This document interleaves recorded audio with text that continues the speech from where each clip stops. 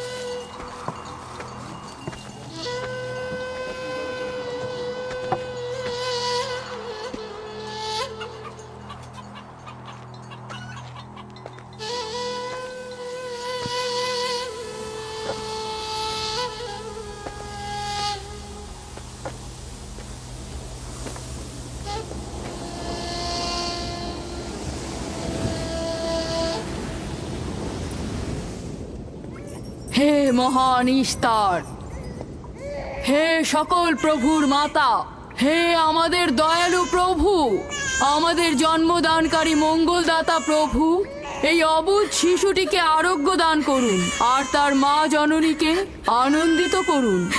এই অবুঝ শিশুর মাতা প্রতিজ্ঞা করেছে প্রভু, তোমার দরবারে সে মূল্যবান হাদিয়া প্রদান করবে।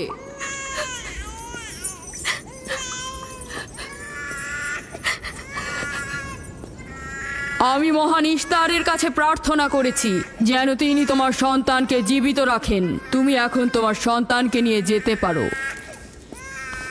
তুমি তোমার সন্তানকে ঠিক সেভাবে মানুষ করবে যেন সে বড় হয়ে নিজেকে ইস্তারের সেবায় বিলিয়ে দিতে পারে। আপনিও মহান ইস্তারের কাছে আমি অনেক কৃতজ্ঞ। মহান ইস্তারের ওপর রহমত বর্ষিত হোক। আপনার ওই ইস্তারের মেহেরবানিতে আমার মৃত সন্তান জীবিত অবস্থায় ফিরে এসেছে। ইস্তার মহান, তার ওপর রহমত বর্ষিত হোক। ইস্তার মহান, তার ওপর রহমত বর্ষিত হোক। মহান ইস্তার, তার ওপর রহমত বর্ষিত হোক। ইস্তার মহান, ইস্তার মহান, তার ওপর রহমত বর্ষিত। এই বাচ্চাটির মতো আমাদের সন্তানও নিশ্চয়ই সেরে উঠবে, তাই না? ইস্তার খোদা দয়ালু ও শক্তিশালী, তিনি নিশ্চয়ই আমাদের বাচ্চাকে সাফা দেবেন। হ্যাঁ, আমারও তাই মনে হয়। চলো যাই। তোমাদের এ কি হলো?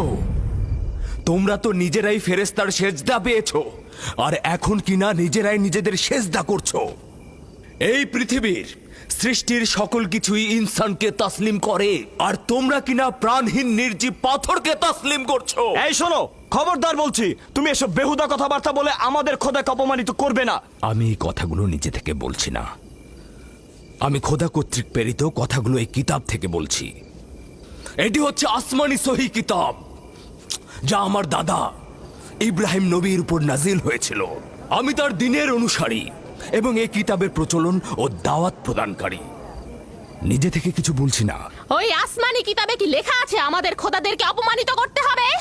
আমি অপমান করছি না, শুধু প্রশ্ন করছি। যদি জেনে থাকো তাহলে উত্তর দাও, আর যদি না জেনে থাকো তাহলে স্বীকার করো।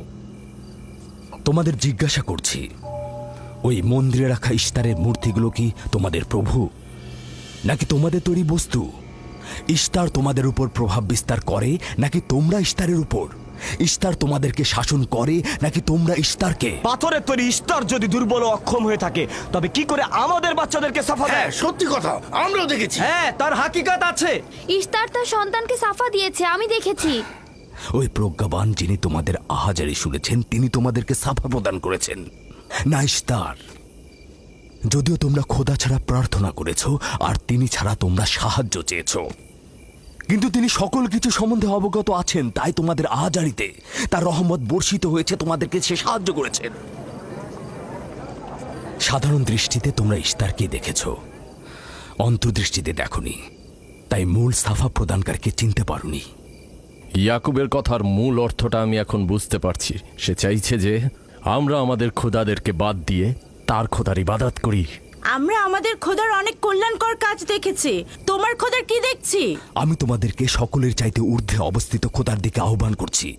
তিনি সৃষ্টি সকল কিছুর চাইতে ঊর্ধ্বে। তাই নাকি? কি করে বুঝবো তোমার খোদা অন্যান্য সকল খোদার চাইতে ঊর্ধ্বে? তুমি আর তোমার খোদা ও ইস্তারের মন্দিরের ধর্মযাজকের মতো স্বর্ণরৌপ্য লুটে নিতে চাইছো না, তা কি করে বিশ্বাস করব? আমার বাস্তব অবস্থা হচ্ছে আমি গভর্নর লাবানের নিয়োজিত রাখাল। আমার কোনো কিছুই নেই, আর কোনো কিছুর জন্য আমি কারো কাছে প্রতিদানও চাইনি। তোমরা কি আমাকে আমার কাজ অন্বেষণ আর রাখালি করা ছাড়া আর কিছু করতে দেখেছো? দেখেনি জন্য কি এখন আমাদের দেখতে হবে? তুমি হয়তো সুযোগের অভাবে ভালো আছো, নয়তো তুমিও কোনো অংশে কম যেতে না। তোমরা সবাই একই রকম। ধর্মকে তোমরা মুখোশ বানিয়ে নিজেদের আখের গুছিয়ে নাও, সহজ সরল মানুষদের ঠকিয়ে তাদের সম্পদের রাজা হও। তোমার কষ্ট বুঝতে পারছি। তোমার সন্তান মৃত্যুর কোলে ঢলে পড়েছে, অথচ কেউ তাকে সাহায্য করতে এগিয়ে আসেনি। না ইস্তার জাদুকর, না ওই মন্দিরের খোদা ইস্তার। তাই সকল খোদাকে দোষারোপ করার অধিকার হয়তো তোমার আছে। মন্দিরের অক্ষম ইস্তারের সঙ্গে আমার কোনো কাজ নেই। আমার কথা তোমার না দেখা প্রভুর সঙ্গে। আমরা অনেক ধৈর্য ধরেছি আর অনেক কষ্টও করেছি। এখন আর কোনো নতুন খোদাদের ধৈর্য ধরার মতো অবস্থা আমাদের নেই। আমাদের ধর্মযাজক আসছে, ফারাজ তার কথার শাস্তি পাবে। পালাও ফারিস, তুমি পালাও। ওইদিকে পালিয়েছে। ওইদিকে যাও, ওকে বন্দি করে নিয়ে এসো। দেখো যেন পালিয়ে না যায়। ওকে ছেড়ে দিন, যে ওকে করে মাফ হোক ওকে দিন, ধরে নিয়ে ফিরবে। ওকে ছেড়ে দিন, ওকে মাফ করে দিন।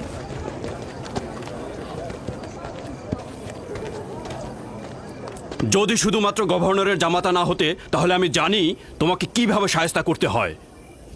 মন্দিরের কোনো প্রতিনিধির সাথে আমার কোনো কাজ নেই। তোমরা সবাই চলে যাও। ইয়াকুবের কুফরি কথায় তোমরা কেউ কান দেবে না, আর কেউ বিশ্বাস করবে না। তোমরা কি কেউ দেখছো না? হ্যাঁ, এই ইয়াকুব তার কুফরি কথাবার্তার কারণে ফাদ্দানে দুর্ভিক্ষ নিয়ে আসছে। আমাদের ধর্মযাজক ঠিক কথাটাই বলেছেন। ইস্তারের অভিশাপে বালা মুসিবত আসার পূর্বেই চলো চলো আমরা এখান থেকে চলে যাই।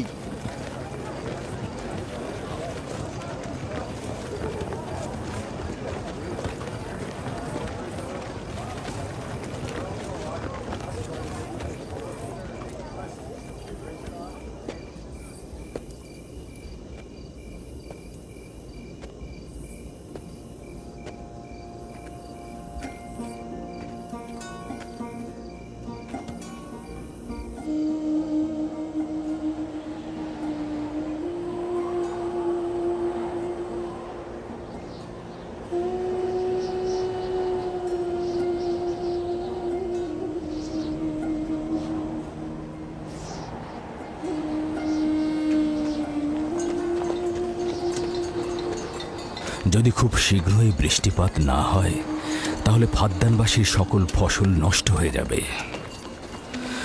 আশা করছি মহান খোদা অতি দ্রুতই বৃষ্টিপাত প্রদান করবেন। ওখানে কি হচ্ছে বাবা? এটা ফাদ্দানবাসীর প্রাচীন রীতিনীতি। এখানে ইস্তার নিয়ে কেউ কটু কথা বললে তাকে আগুনে নিক্ষেপ করে হত্যা করা হয়। বিচার করা হয় না সে সত্য বলেছে কিনা। ছেড়ে দাও, ছেড়ে দাও আমাকে বলছি, করেছে ছেড়ে দাও আমাকে, ছাড়ো বলছি। হে মহান ছেড়ে দাও। ধর্মগুরু, ওকে মাফ করে দাও, আমাদের উপর রহম করো। আমাকে ছাড়ো, ছাড়ো। আমার কি দোষ? আমি তো কিছু করি নাই। আমি কি বলেছি তোমাদের? আমাকে আমাকে এভাবে বেঁধে নিয়ে যাচ্ছ? আমাকে ছাড়ো। শোনো, তুমি এখানে ভেড়ার পালগুলো দেখে রাখো, আমি একটু আসছি। ছাড়ো, ছাড়ো, ছাড়ো আমাকে। এই, ছেড়ে দাও, ছেড়ে দাও, ছেড়ে দাও। এই, তোমরা তোমরা নির্মমতা করছো। তোমরা আমার উপর নির্মমতা করছো। আমাদের রহম করো। ছেড়ে দাও, ছেড়ে দাও। এই, আমার কি দোষ? আমার কি দোষ? আমাকে ছাড়ো, ছেড়ে দাও। এই, তোমরা আমার উপর অবিচার করছো। ওই যে দেখো, ইয়াকুব কি রাখাল, করছো? গভর্নর লাবানের জামাতা। এটা ঠিক করছো না। আমাদের উপর দয়া করুন, আমাদের উপর রহম করুন। কাফের শাস্তি একটাই। ফাদ্দানবাসী, তোমরা দেখে রাখো। তোমরা অবশ্যই শাস্তি পাওয়া উচিত। একদম ঠিক না, আমার উপর অবিচার হচ্ছে। আমি কিন্তু আমাকে এভাবে যাচ্ছে। এটা তোমরা সহ্য করো না, তোমরা জেগে ওঠো। আমাকে বাঁচাও, বাঁচাও ফাদ্দানবাসী, আমাকে বাঁচাও ফাদ্দানবাসী। আমি বলছি আমি কোনো অন্যায় করিনি। অভিযুক্ত ফারাজ ইস্তারের শত্রু ও পাথর দিয়ে ইস্তারকে আক্রমণ করতে চেয়েছে এবং আমাদের খোদাকে অসমর্থ ও নালায়েক বলে আখ্যায়িত করেছে। ফাদ্দান শহরের প্রাচীন রীতিনীতি অনুযায়ী যে আমাদের খোদা ইস্তারকে অবমাননা করবে তাকে অবশ্যই আগুনে নিক্ষেপ করে হত্যা করা হবে। ফাদ্দানবাসী, তোমরা কি এরকম চুপ করে পাথরের মতো আমাকে দেখে যাবে? তোমরা কি কিছুই বলবে না? আমাকে এরকম অমানবিক ভাবে অত্যাচার করে পোড়াতে যাচ্ছে এই লোকজন। তোমরা কি কিছুই বলবে বেচারা না? ফারাজ। তোমরা কি নিশ্চুপ হয়ে সারা জীবন দেখে যাবে? ফাদ্দানবাসী, রক্ষা করো আমাকে, কেউ তো এগো। একদিন আমার মতো তোমাদেরকেও এভাবে পুড়িয়ে ফেলবে ওরা। তোমরা চুপ করে থেকো না, তোমরা এভাবে আমাকে মেরো না। আমার প্রাণ ভিক্ষা দাও, আমাকে এভাবে মেরো না। বেহুদা কান্নাকাটি করো না, হয়তো রক্তের মূল্য পরিশোধ করো, নয়তো আগুনে পুড়বার জন্য প্রস্তুত হও। তাকে আগুনে ফেলো না, আমাকে এভাবে পুড়িয়ে মেরো না। করো, আমাকে প্রাণ ভিক্ষা দাও, ওকে ছেড়ে দাও। হে দাও। ফাদ্দানের জনগণ, আমাকে মেরো না। আমাদের রহম আমি একটা কথা জানতে চাই, তার রক্তের মূল্য কত? মূল্য কি তুমি পরিশোধ করবে? না, ও নিজেই তো ইস্তারের শত্রু।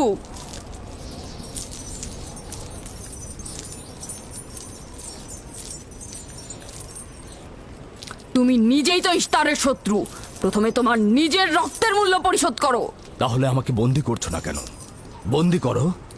অগ্নিপিণ্ডের মধ্যে নিক্ষিপ্ত হওয়া তো আমাদের বংশের প্রাচীন ঐতিহ্য। আমার দাদা ইব্রাহিম, উনিও তো একবার নমরুদের আদেশে অগ্নিপিণ্ডের মধ্যে নিক্ষিপ্ত হয়েছিলেন। এখন পর্যন্ত তুমি যে গ্রেপ্তার হওনি তার কারণ তুমি হচ্ছ গভর্নরের ভাগিনা। তার অর্থ দাঁড়াচ্ছে এই যে আমার মামা গভর্নর লাবান ইস্তারে খোদাকে অবমাননা করতে পারে কোনো শাস্তি ছাড়াই। ওকে গ্রেপ্তার করো আর ওর দাদার মতো ওকেও আগুনে নিক্ষেপ করো।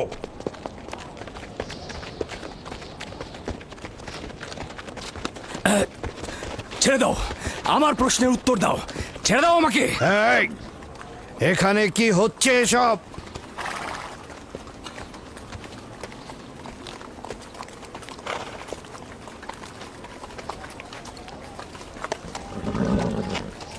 ওকে ছেড়ে দাও আর অভিযুক্তকারীকেও মুক্ত করো। ফারাসের অবশ্যই শাস্তি পাওয়া উচিত। যখন ইয়াকুব জীবনের মূল্য পরিশোধ করতে চায় তখন তোমাদের কোনো অধিকার নেই ওকে শাস্তি দেবার।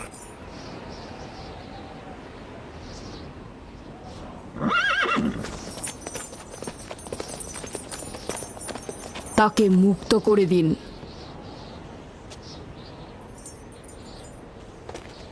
ইয়াকুব, তুমি অবশ্যই ফারাসের জীবনের মূল্য স্বরূপ 500 দিনার পরিশোধ করবে।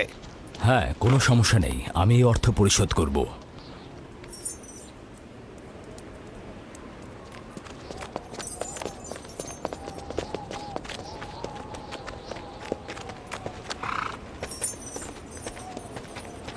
খোদা তাআলা আমার দয়ালু মামাকে হেফাজত করুক। ইয়াকুব, আমি তোমাকে কতক্ষণ এরকম বিপদ থেকে বাঁচাতে চোখে চোখে রাখবো?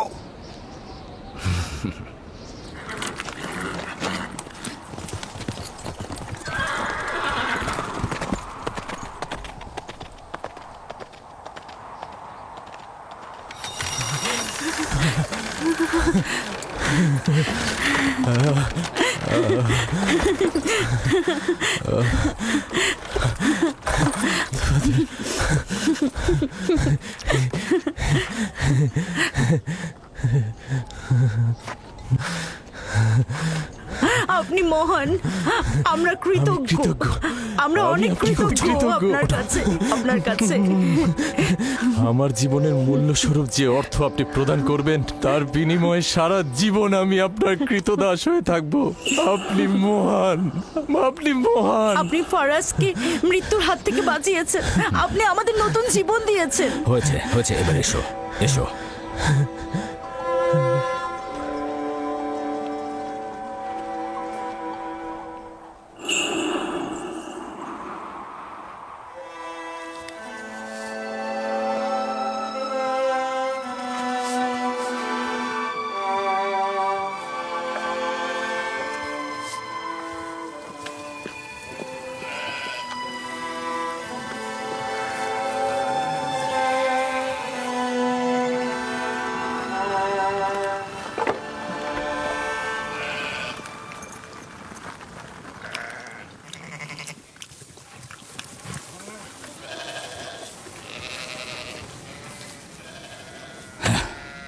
লোকটি আসলেই খুব ভালো, আসার পর থেকে শুধু কাজই করে যাচ্ছে।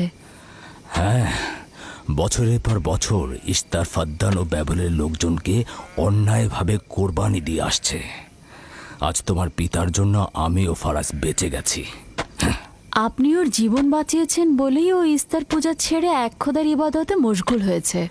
হ্যাঁ, তা হয়েছে রাহেলা। আসলে যখন সে মৃত্যুর হাত থেকে রক্ষা পেয়েছে তখনই এক কথায় বিশ্বাস এনেছে। আমাদের মুসাফির কখন পৌঁছবে?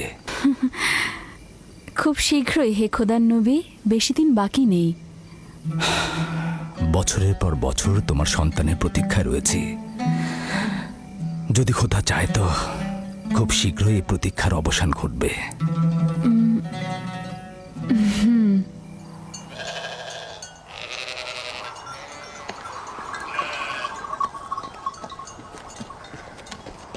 ইস্তেকদার, তোমার ও তোমার পরিবারকে সালাম। তোমার উপরও দরুদ বর্ষিত হোক ইয়াকুব রাখাল। হ্যাঁ, কৃতজ্ঞতা জ্ঞাপন করছি। মন্দিরে ইস্তারের জন্য খোরমা হাদিয়ে নিয়ে যাচ্ছ? প্রভুদেরকে তো অবশ্যই খুশি করতে হবে, তা না হলে তো এবছর বৃষ্টিপাত হবে না, তাই না? আমার কিন্তু মনে হয় মন্দিরের ইস্তারে চাইতে তোমাদের বেশি দরকার ওই খোরমা। তোমার কাজ হচ্ছে আমাদের খোদাকে অপমানিত করে আমাদেরকে রাগান্বিত করা, তাই তো? তোমরা কি নিশ্চিত যে ইস্তারের মন্দিরের ওই পাথরের মূর্তিগুলো সত্যিকার অর্থে বৃষ্টি বর্ষিত করতে পারবে? তোমার এসব কুফুরি কথাবার্তার কারণেই আমাদের মন্দিরের খোদা নাখোশ হয়েছে, আর এই কারণেই ফাদ্দানের আকাশে আজ মেঘ নেই। এই ইয়াকুব, ইস্তারের অবমাননা থেকে তুমি নিজেকে রক্ষা করো। চলে এসো, চলে এসো।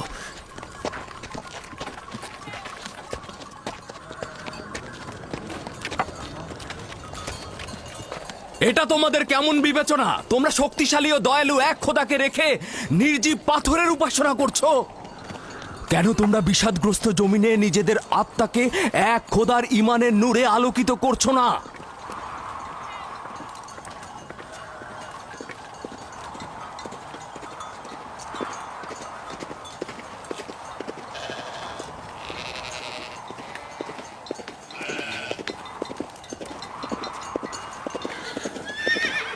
হে মহান ইস্তার ইলাহি, তোমার ফলপ্রসূ এই মন্দিরখানা তোমার শত্রুদের রক্ত দ্বারা পবিত্র করব।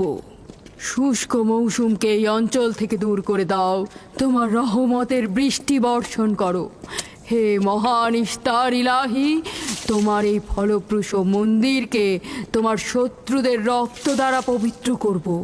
হে মহান ইস্তার ইলাহি, এই অঞ্চলের শুষ্ক মৌসুমকে তুমি দূর করে আলী দাও, জনাব।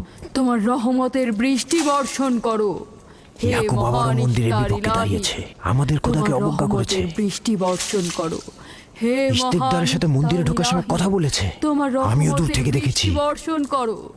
হে মহান ইস্তার ইলাহি, তোমার ইয়াকুব হাত গুটিয়ে বসে থাকবে না। ধ্বংস করো, তোমার দুশমনদের ধ্বংস করো, আর ফারদানের জনগণের উপর রহমতের বৃষ্টি বর্ষণ করো।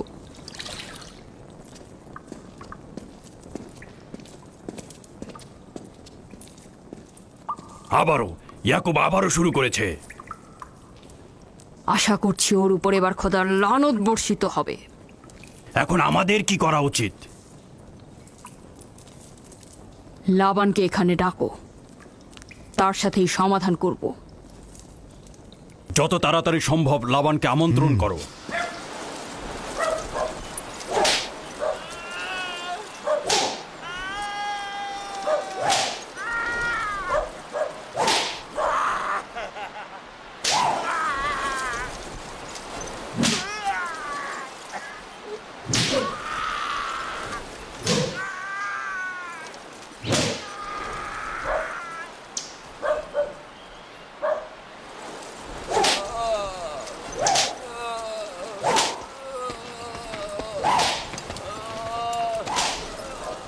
জনাবে আলী, ইস্তার মন্দিরের মহান ধর্মগুরু আপনাকে সাক্ষাতের জন্য আমন্ত্রণ জানিয়েছেন।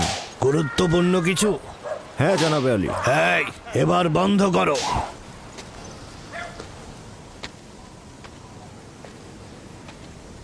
তুমি যদি আবারও চুরি করেছো তাহলে তোর আর আঘাতে আর জীবিত ফিরবে না। আমি কথা দিচ্ছি এমন ভুল আর কখনো হবে না। ছেড়ে দাও একে। এসো।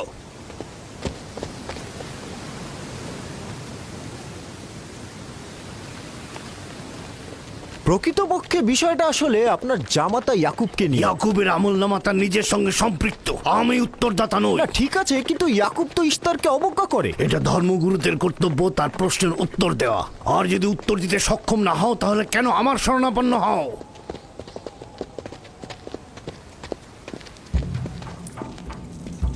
খোদার চাইতেও বড় খোদা মহান ইস্তার রাগান্বিত হয়েছেন। আমি দুর্ভিক্ষ দেখতে পাচ্ছি, যা ফারদানের জনগণের জন্য শুষ্ক মৌসুম আর মৃত্যুর কারণ হতে যাচ্ছে। জনাবে আলী, আমি তার আপনি একটু মধ্যে অপেক্ষা করুন, আমি শোকার্ত ধর্মগুরুকে অবস্থা খবর দেখতে দিচ্ছি। মহান ইস্তারকে সে রাগান্বিত করেছে। এই অপমান ইস্তার সহ্য করতে পারছেন না। কেউ একজন ইস্তারকে খেপিয়ে তুলেছে। যে মহান খোদাকে অপমান করেছে সে দ্রুতই শাস্তি পাবে। মহান ইস্তার তার বলি চাচ্ছেন। লাবান, কেন তোমার ভাগিনে ইয়াকুবের কুফরি বন্ধ করছো না? তোমরা তো ব্যাবিলনের জনগণের ইমানের মালিক। তার প্রশ্নের জবাব দিয়ে দাও। আমি তো গভর্নর, ধর্মগুরু নই। কিন্তু সে তোমার ভাগিনা এবং তোমার কন্যাদের স্বামী। আমি ফারদানের শান্তি আর নিরাপত্তায় নিয়োজিত। আমার ভাগিনার কার্যাবলী দেখার জন্য নয়। এই কারণেই তাকে শান্ত করতে হবে। সে ফারদানের শান্তি নষ্ট করছে। ফারদানের শান্তি ফিরিয়ে আনতে হবে, তা না হলে অতি দ্রুত ফারদানের বুকে দুর্ভিক্ষ নেমে আসবে। আর এটার দায়ভার সম্পূর্ণ ইয়াকুবের। কি করে করি বলো? ইয়াকুব এখানে ভেড়া রক্ষণাবেক্ষণের প্রধান ব্যক্তি, অর্থনৈতিক চালিকা শক্তিও বটে। আর ও কিনা হয়ে গেল এখানকার বদখদের প্রধান কারণ। হ্যাঁ, কারণ ও এখনো ইস্তারের কুফরি করেই যাচ্ছে। ইয়াকুব তো ব্যাবিলনের খোদাদের উপর ঈমান আনেনি, কিন্তু তারা তো কিছু বলেনি। ব্যাবিলনের খোদাদের প্রতি ঈমান না আনলেও তাদেরকে কখনো অবজ্ঞা করে কথা বলেনি। কিন্তু এখানে তো সে মহান ইস্তারকে অবমাননা করেই চলেছে। তুমি অবশ্যই তাকে শান্ত করবে। অবমাননা করে? অবশ্যই করে। তুমি কি কখনো ভেবে দেখেছো যে ব্যাবিলন রাজ্য কেন তোমাকে নিয়োজিত করেছে? তাহলে এটাও জেনে রাখো কেন আমাকে গভর্নর নিয়োগ করা হয়েছে। উত্তম হলো এটা জানা যে আমি ব্যাবিলন থেকে ফরমান গ্রহণ করি, না তোমাদের থেকে, না তোমাদের ইস্তার থেকে। যদি ইস্তারের মন্দিরের ধর্মগুরু বাবেল এই কথাগুলো তুলে ধরেন তবে কোনো অসুবিধে নেই তো?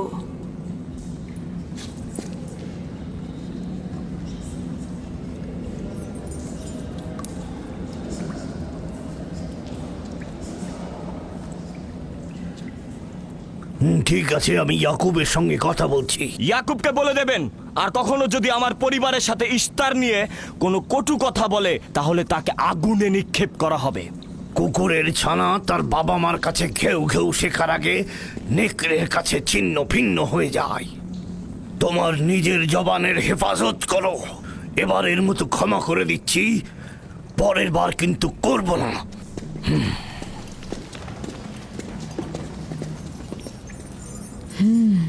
সবাই শুনে রাখো, যদি দুর্ভিক্ষের কারণে আমার ফসল নষ্ট হয় তবে ইয়াকুব আর তার পরিবারের কাউকে আমি জ্যান্ত রাখবো না। দেখা যাক না, একবারই তো কোনো কথা বলে লাভ নেই।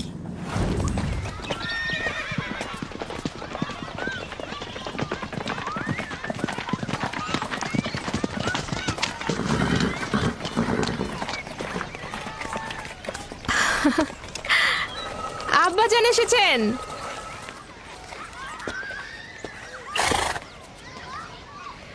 আসসালামু আলাইকুম আব্বাজান, এবার অনেকদিন পর এলেন। সালাম আব্বাজান। কি সৌভাগ্য আমাদের, ফাদ্দান আরামের মহৎ ব্যক্তি দেশের গভর্নর তাহলে সময় পেলেন মেয়েদের দেখতে আসার। এই ইয়াকুবটাকে নিয়ে আর পারি না। কি হয়েছে আব্বাজান? আবারও কি ইস্তার মন্দিরের ধর্মগুরুরা অভিযোগ করেছেন? তার মানে ফারদানের এইসব দাঙ্গা হাঙ্গামা ধর্মগুরুদের ষড়যন্ত্র। ইয়াকুব এগুলোর সঙ্গে জড়িত নয়, তাই তো? আব্বাজান, আপনি খুব ভালো করেই জানেন ইয়াকুব রেসালাত আর নিজের কাজ ছাড়া অন্য কিছুই করে না। কয়েক হাজার বছরের প্রচলিত ইস্তার মন্দিরের সঙ্গে তার কি কাজ? যদি সে এটাই চায় যে সে তার পিতামহের দিন প্রচার করবে, তাহলে সে আমাদের পরিবারের সঙ্গে করুক। কিন্তু মানুষের বিশ্বাসকে কেন অবমাননা করছে? আমার মনে হয় আব্বা আপনি ভুল করছেন। সে অবমাননা করছে না, সত্য প্রচার করছে। আব্বাজান, কিছু মনে করবেন না। ইয়াকুব আসলে এক খোদার প্রতিনিধি হয়ে তার নিয়মকানুন সম্পর্কে জনগণকে সচেতন করে তুলছেন, যেটা তার কর্তব্য বলে মনে করছেন। যেরকম আপনার কর্তব্য ফাদ্দানের জনগণের নিরাপত্তা প্রদান করা। তোমরা তার মতো কঠোর ও বেপরোয়া হয়েছ। আমি যদি চাই দায়িত্ব পালন করতে, তাহলে তোমরা মরুভূমিতে ভবঘুরে হয়ে ঘুরবে। আব্বাজান, আমি আর আমার বোন লিয়া আমাদের স্বামীর দিনে অটল আছি, তাই এক খোদার আইন বাস্তবায়নে আমরা তাকে সাহায্য করেই যাব। তোমরা সবাই দেওয়ানা হয়ে গেছো। তোমরা কেউ আমার অবস্থার কথা চিন্তা করছো না। তোমরা কি জানো, ব্যাবিলনের ধর্মগুরু যদি জানতে পারে আমার ভাগিনা ইস্তারের বিরুদ্ধে অপপ্রচার চালাচ্ছে, তাহলে আমার কি অবস্থা হবে ভাবো। আমি তখন কতটা বিপদে পড়বো। ইয়াকুবের খোদার শক্তি ওই বাবেলের মন্দিরের ইস্তারের থেকে অনেক বেশি। আব্বাজান, আমাদের উচিত হচ্ছে আমাদের নিজেদের খোদাকে ভয় করা, ওই পাথরের খোদাকে নয়। আমার না তার খোদার সঙ্গে কোনো কাজ রয়েছে, না এদের খোদা। শুধু বলবো ইয়াকুবের কোনো অধিকার নেই ফাদ্দানের লোকের কাছে আমার অবস্থান নড়বড় করে দেয়া। কি হয়েছে রাহেলা? রাহেলা, রাহেলা, কি হয়েছে রাহেলা?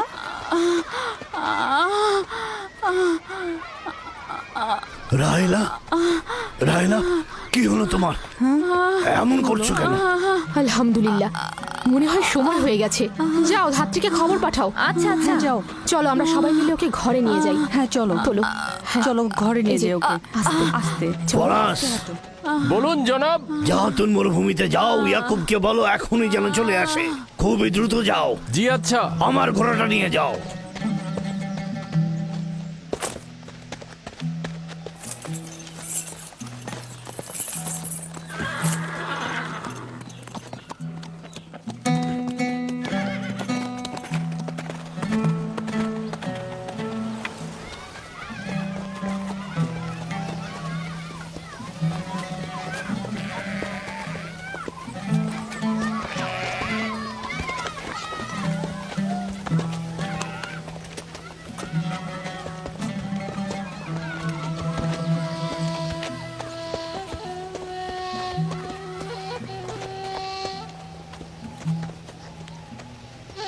রাখালেরা চতুষ্পদী প্রাণীগুলোকে হেদায়েত করে, আর নবুয়াত ইনসানদের হেদায়েত করে থাকে।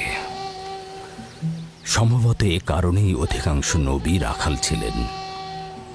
আমি ইসরায়েল ভেড়াগুলোর সঙ্গে আমার সন্তানদেরও মরুভূমিতে নিয়ে এসেছি, যাতে তারা হেদায়েত গ্রহণ শিখতে পারে। আমার সন্তান বনি ইসরায়েলেরা কেন ক্ষমতা ও পেশি শক্তিকে মূল দণ্ড হিসেবে মনে করছে? আমি তো তাদেরকে পেশি শক্তি বা জোর করে চাপিয়ে দেওয়া কোনো কিছু শিক্ষা দেইনি। তোমরা কি শুরু করলে? তোমরা কি শুরু করলে? ওঠো, ওঠো শামুন, ওঠো। আমার উত্তরাধিকারী ও পরিবারের প্রধান সেই হবে যে খোদাকে সবচাইতে বেশি ভালোবাসবে। ইব্রাহিম ও ইসহাক ছিলেন সর্বোৎকৃষ্ট। তার মানে এই নয় যে তারা অধিক শক্তিশালী ছিলেন। শক্তি দিয়ে সবকিছু জয় করা যায় না।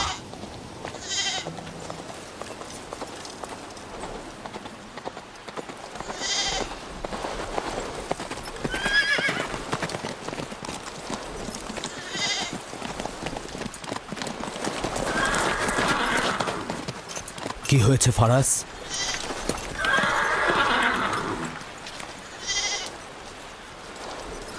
তোমরা ভেড়াগুলোকে নিয়ে আসো।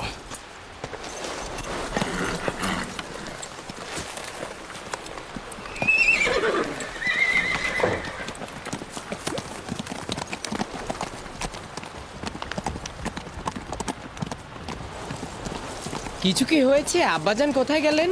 কিছুই না, ভেড়াগুলোকে একত্রিত করো, আমরা ফিরে যাব।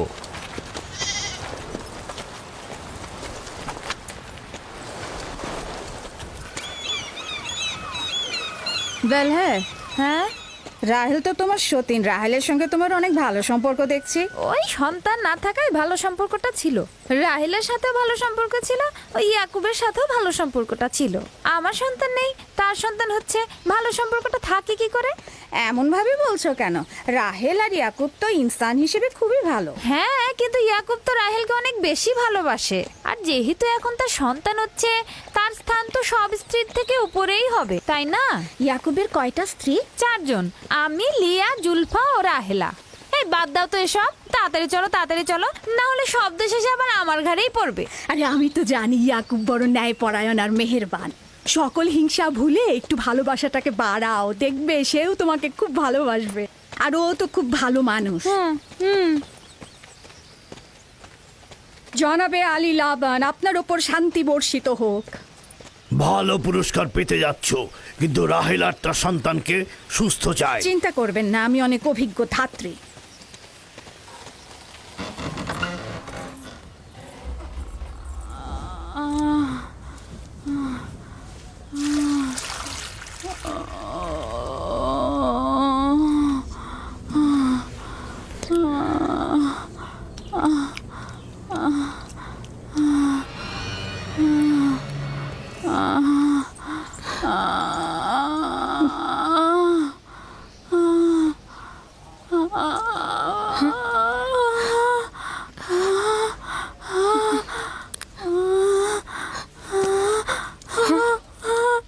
চিন্তা করো না, সব ঠিক হয়ে যাবে। খোদা মহান।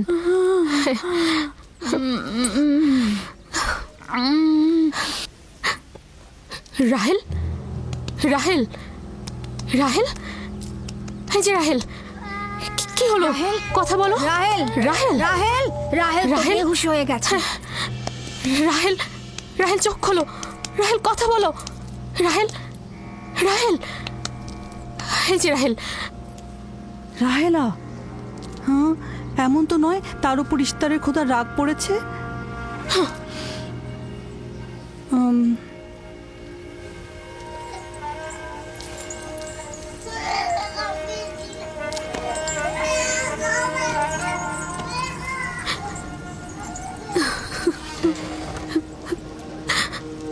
ওকে রাখো।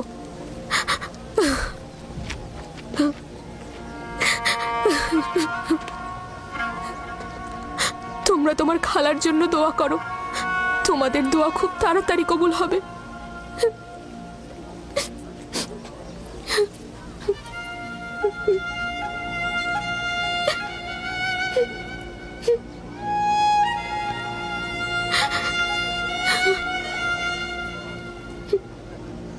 তোমরা কাজ করছো না কেন?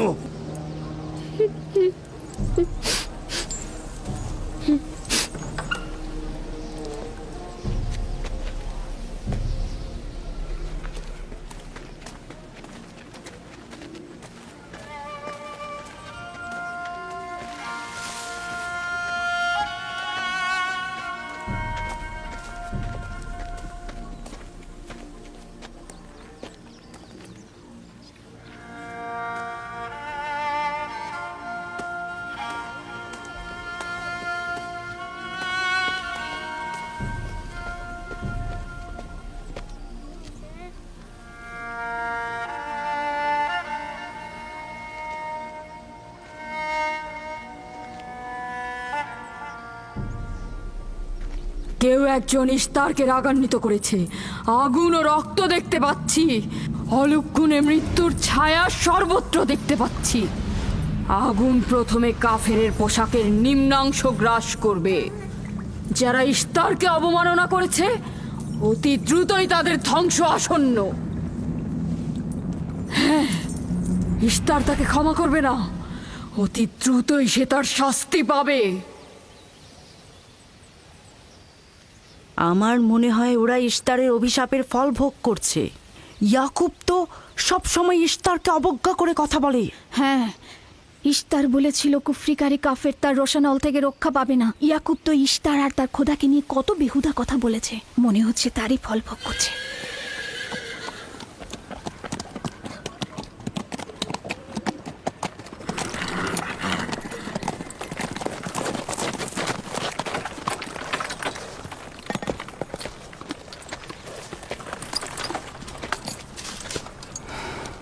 রাহেলের অবস্থা কেমন? আমি কিছু বলতে পারছি না।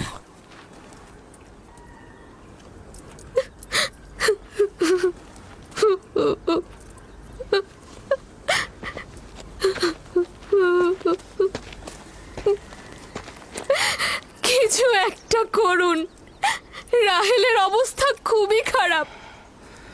শান্ত হও, খোদার উপর ভরসা রাখো, তিনি যেমন চাইবেন তেমনই হবে, ভরসা রাখো। মানুষজন সব বলা বলি করছে, ইশতারের অভিশাপে আমরা এই বিপদে পড়েছি।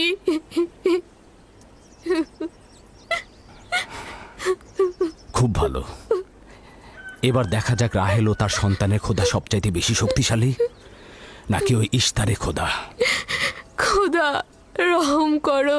তোমরা রাহেলের দিকে লক্ষ্য রেখো, আমি একটু আসছি। কোথায় যাচ্ছেন? আমাদের এই অবস্থায় ফেলে যাবেন না। শান্ত থাকো, আমার একাকিত্বের প্রয়োজন। তুমি খোদার সঙ্গে যা করার করো, আমি হাত পা গুটিয়ে বসে থাকতে পারবো না। আমি অবশ্যই হেকিমি চিকিৎসার ব্যবস্থা করব। আমি চিকিৎসকের নিকটে যাচ্ছি, প্রকৃত চিকিৎসক।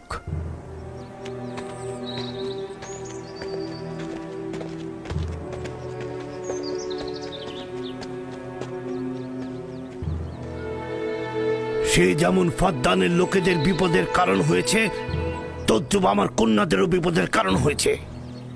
জানি না ওর সঙ্গে কি করব।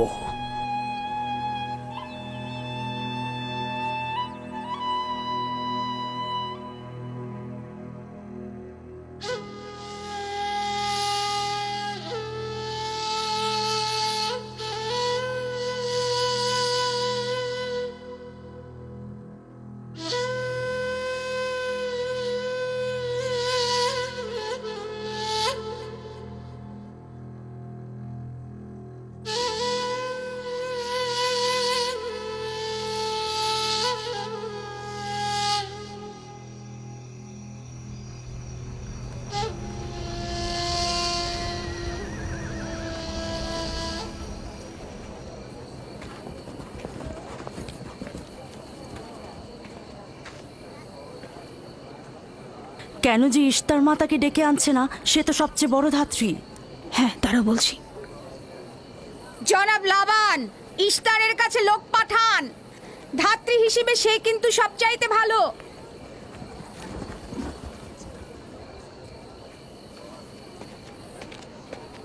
যাও গিয়ে খোঁজ নাও ইস্তার আছে কিনা। যা চাই তাই দেবো। বলবে লাবান বলেছে যদি তার কন্যাকে নাজাত দাও, ইয়াকুবকে ফাদ্দান থেকে বার করে দেবো আর তার পাপ থেকে ইস্তার মন্দিরকে রক্ষা করব। যাও।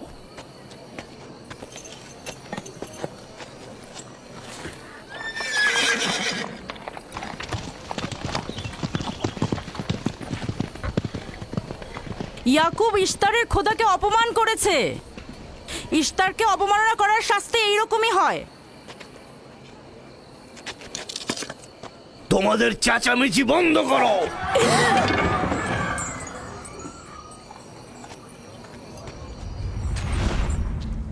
ইয়াকুবকে বলো কেন সে তার খোদার কাছে সাহায্য চাচ্ছে না। আমি যদি তার জায়গায় থাকতাম তবে অবশ্যই এ সময় আমার খোদাকে ভুলে যেতাম না। আমাকে পাঠিয়েছেন জনাব লাবান। তিনি কথা দিয়েছেন তার কন্যাকে যদি নাজাত দিতে পারেন, ইয়াকুবকে ফাদ্দান থেকে বের করে দেওয়া হবে। আমার দৃষ্টিতে এটা সর্বোত্তম সময় ফাদ্দানবাসীকে মহান ইশতারের কুদরত সম্পর্কে জানিয়ে দেবার এবং তার শক্তিমত্তা সম্পর্কে বুঝিয়ে দেবার এটাই উৎকৃষ্ট সময়।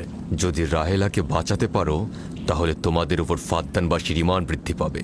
এখানে স্বর্ণরৌপ্যের ভান্ডার হবে। রাহেলের মৃত্যুও একই পরিণাম নিয়ে আসবে। বাদ দাও, মরে যাক। খুব ভালো, যাও এই কথাই গিয়ে বলো রাহেলের মৃত্যু ইশতারের অভিশাপের ফল। একক খোদার ইবাদত করা এবং ইশতারকে দেখেও না দেখার ভান করার এমনটাই ফল। যদি এমনটা হতো, রাহেল ও তার সন্তানের মৃত্যুর পর আকাশ থেকে বৃষ্টি বর্ষিত হচ্ছে,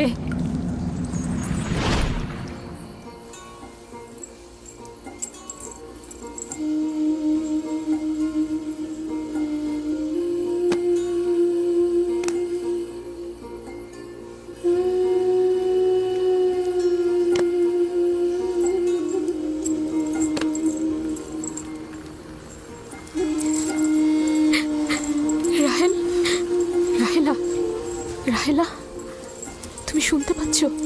এই যে, রাহেল, কি করছো এসব? আরে ধোঁয়া দিয়ে জ্ঞান ফেরাতে হবে, তাহলে মা বাচ্চা মারা পড়বে। এই ধোঁয়া তাকে মেরে ফেলবে, সুস্থ করবে না।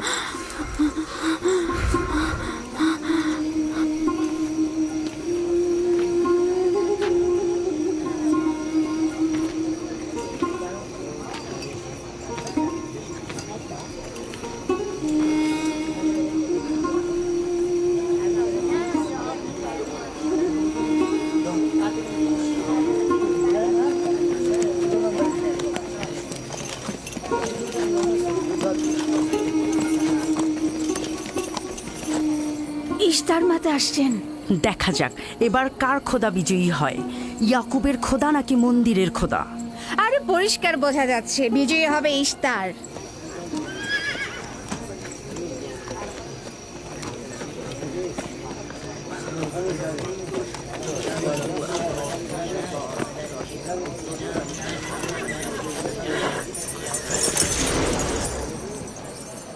লাবান, আমার কথায় কষ্ট পেয়েছো তাই না? আর ইয়াকুব যে বলল তার খোদা সর্বশক্তিমান, অধিক দয়ালু, তবে তার খোদা কেন এসে তাকে সাহায্য করছে না? রাহেলের জীবন এখন তোমার হাতে, তুমি তাকে সাহায্য করো। আমি কখনোই ভাবিনি যে ইয়াকুব এত দ্রুতই মহান ইশতারের শরণাপন্ন হবে। কত অবাক করা বেহুদা ও কাল্পনিক, মিথ্যা আর বাতিল চিন্তার মধ্যে মগ্ন আছো। এই বাতিল চিন্তার সত্যতা একটু পরেই তুমি উপলব্ধি করবে, যখন তোমার স্ত্রী সন্তান মৃত্যুর মুখে পতিত হবে। জীবন ও মৃত্যু সম্পূর্ণ খোদার হাতে, না ইশতারের পাথরের মূর্তির হাতে। আমি ইশতারকে এখানে আসতে বলেছি। রাহেলের অবস্থা খুবই খারাপ। রাহেলের নিজের খোদা ব্যতীত আর কারো খোদার প্রয়োজন নেই। তুমি বের হয়ে যাও, বের হও। ইয়াকুব, আমি এখানে দাঁড়িয়ে আছি। দাঁড়িয়ে আছো কেন? বের হয়ে যাও। তোমার স্ত্রী সন্তান ধ্বংস হবে, মহান ইশতারের ক্রোধে তোমাদের ধ্বংস অনিবার্য। আমার সহধর্মিনী তোমার দয়ায় আসেনি যে তোমার বদ দয়ায় ধ্বংস হয়ে যাবে। তুমি বের হয়ে যাও। ফারদানের জনগণ, এই লোক নিজের জন্য কোনো রহম নিয়ে আসেনি এবং সে তোমাদেরও কোনো রহম দিতে পারবে না। সে তোমাদের জন্য যেমন দুর্ভিক্ষ নিয়ে আসছে, তেমনি তার স্ত্রী পুত্রের জন্য মৃত্যু ডেকে নিয়ে আসছে। অতি দ্রুতই তোমরা ইশতারের কুদরত দেখতে পাবে। তোমার কারণে আমার কন্যার জীবন যদি বিপন্ন হয়,